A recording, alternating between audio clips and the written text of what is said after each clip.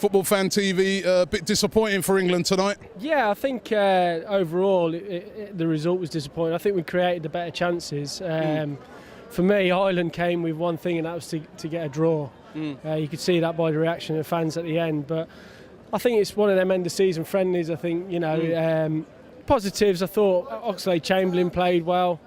I thought Rooney got better as the game got on. To be fair, England probably could have sneaked it in the end. I think they were this team likely to score.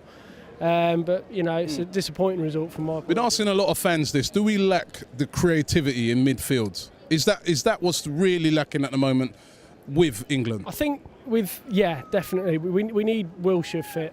If Wilshere's fit, then we become a different team. I also think Carrick and Lampard tonight were too much of the same. Yeah. We hadn't really got anybody who could sort of penetrate their defence. That's what Wilshere does.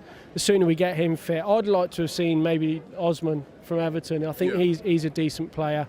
But Gerrard gives us that bit of thrust from midfield as well. But that's not saying I thought Lampard played quite well tonight. As he was saying, very encouraging from Oxlade-Chamberlain. I thought his little direct runs at players was really hurting the Irish. Yeah, definitely. I think he was one of the positives tonight. Without a doubt, he was direct when he got the ball. He wanted to attack their defence. I think Theo had his moments, but again, I still think sometimes he lacks that final ball from my point of view. But and Wayne Rooney tonight, is he playing too deep? I mean, he used to be our talisman. He was our go-to player, but I just felt tonight so deep. I know it's an end-of-season game. You can't judge too much into it, but he looked a bit flat tonight. I thought he got into it as a game. I mean, some of his balls behind the defence were fantastic, but I don't think we've really found a position for him yet. I personally like to see him play up front on his own. I think that's where he's had his best football.